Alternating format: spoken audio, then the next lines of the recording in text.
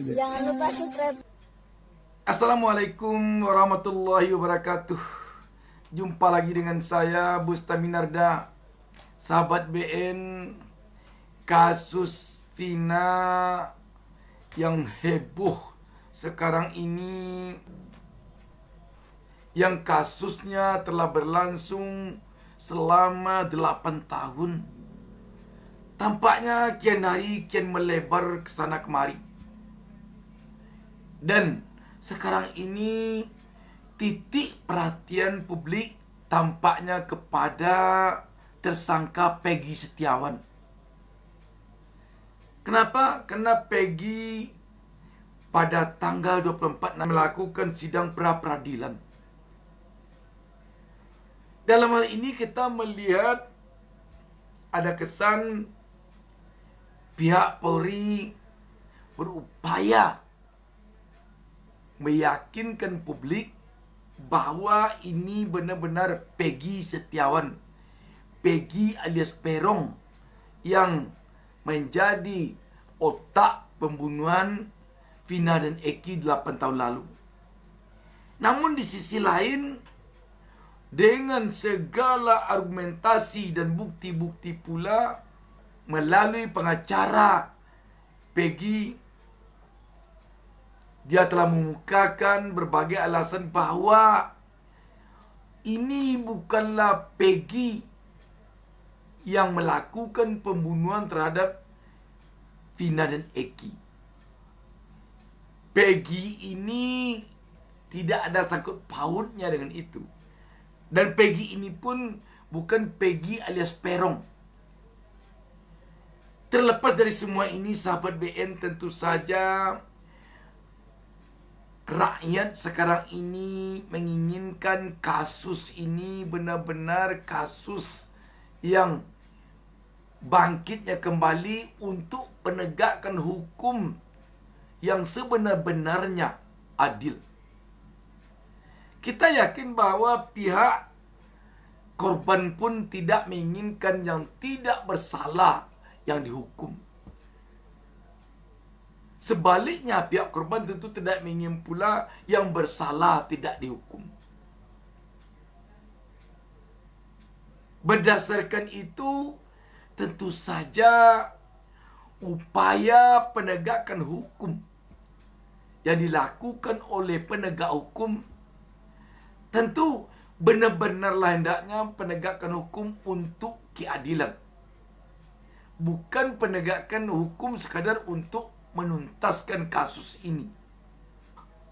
Kalau hanya untuk menuntaskan kasus ini saja, bisa saja ditangkap siapapun juga, dibawa ke pengadilan, di pengadilan nanti ditentukan vonis oleh hakim, habis perkara. Tetapi kalau hukum untuk keadilan, tentulah penegak hukum tidak akan puas hanya dengan penuntasan kasus ini tanpa mencapai rasa keadilan. Karena itu, baik tim penyidik maupun kuasa hukum masing-masing yang tersangkut dengan kasus ini perlu agaknya satu ada pemikiran untuk penegakan hukum yang seadil-adilnya. Kalau memang kuasa hukum dengan ilmunya telah melihat kliennya bersalah, dia harus mengatakan salah. Sebaliknya, kalau dia memang melihat kliennya menurut ilmu yang ada padanya tidak bersalah, sampai kapanpun dia harus memperjuangkan kliennya ini bebas. Sebaliknya tim penyidik juga begitu. Kalau tim penyidik sesuai dengan ilmu yang ada padanya bahwa baik yang diduga maupun tersangka tidak menurut ilmunya bahwa ini orangnya yang bersalah, atau orang yang ditersangkakan ini tidak bersalah,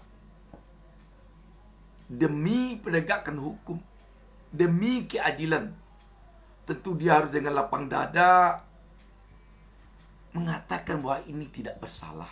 Tetapi kalau memang menurut ilmunya ini bersalah,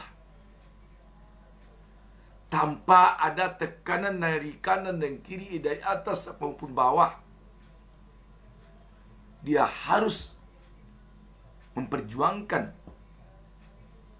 yang bersalah ini mendapatkan hukuman yang setimpal dengan kesalahannya. Untuk apa kuasa hukum dan penyidik harus satu prinsip, satu keyakinan, satu tujuan? Karena jika sempat kuasa hukum atau penyidik berbeda antara keyakinan ilmunya dengan penerapannya kepada tersangka atau kepada si kliennya, baik penyidik maupun kuasa hukum nanti bukan hanya bertanggung jawab kepada atasannya yang penyidik dan kepada yang memberi kuasa bagi kuasa hukum. Bukan ke sana saja dia bertanggung jawab, tetapi akan bertanggung jawab kepada Tuhan yang Maha Esa.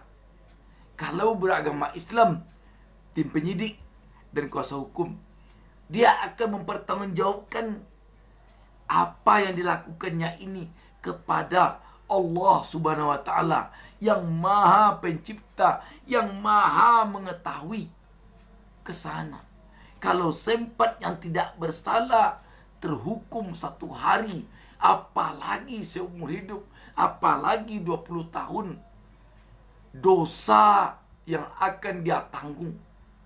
Bayangkan kalau sempat yang tidak bersalah yang dihukum, sedangkan dia memang meyakini ini tidak bersalah. Tetapi kalau sempat kuasa hukum, contohnya membela yang bersalah, dia pun akan mempertanggungjawabkannya kalau dia beragama Islam kepada Allah Subhanahu wa Ta'ala. Dan kalau sempat dia yang pelakunya tetapi dia bebas, dosa yang akan ditanggungnya akan diberikan oleh Allah kepadanya, dan dosanya bukan main. Dan kita yakin kalau penyidik maupun kuasa hukum tidak benar-benar menjalankan tugasnya untuk semata-mata keadilan, kita yakin, dan penyidik maupun kuasa hukum harus juga yakin bahwa mereka tidak akan menerima hukuman dari Allah Subhanahu wa Ta'ala nanti, atau dari Tuhan Yang Maha Esa bagi yang non-muslim di akhirat saja. Kita yakin di dunia dia pun akan menerima hukuman, pembalasan dari Yang Maha Kuasa. Dan malah kita yakin bahwa yang menerima pembalasannya ini bisa jadi tidak dia saja, tetapi juga anak-anak dan istrinya, anak-anak dan suaminya. Kenapa demikian? Uang yang dia terima sebagai gaji, uang yang dia terima sebagai honor, tentu akan dicicipi oleh anak-anak dan istrinya, anak-anak dan suaminya. Inilah mungkin patokan yang perlu didudukkan untuk bisa kasus Vina ini benar-benar mencapai keadilan. Kalau tidak, kita yakin tidak akan bisa kasus Vina ini mencapai keadilan. Karena kita melihat tarik-menariknya sangat kuat sekali. Dan kita semakin khawatir nanti kasus Vina ini akan lari dari keadilan.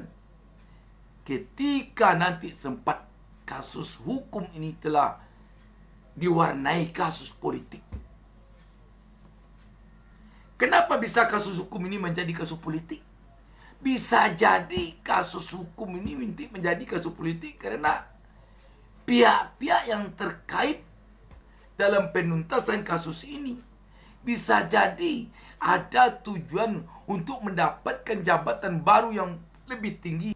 Akibat dia bisa menuntaskan kasus ini sesuai dengan keinginan pihak-pihak tertentu. Sahabat BN, renungan yang dalam kepada hati sanubari perlu bagi tim penyidik, bagi kuasa hukum dalam penuntasan kasus ini. Di atasnya nanti hakim dan jaksa pun perlu merenungkan ini, sehingga jaksa penuntut tidak melakukan penuntutan membabi buta sesuai dengan perintah atau arahan atau tekanan dari pihak-pihak tertentu. Kuasa hukum pun demikian pula, tidak membela membabi buta sesuai dengan arahan, tekanan, dan keinginan pihak tertentu. Dan hakim pun begitu pula, tidak menokokkan palu vonis berdasarkan arahan, tekanan, keinginan pihak tertentu, tetapi murni berdasarkan keadilan. Demikian sahabat BN, wassalamualaikum warahmatullahi wabarakatuh.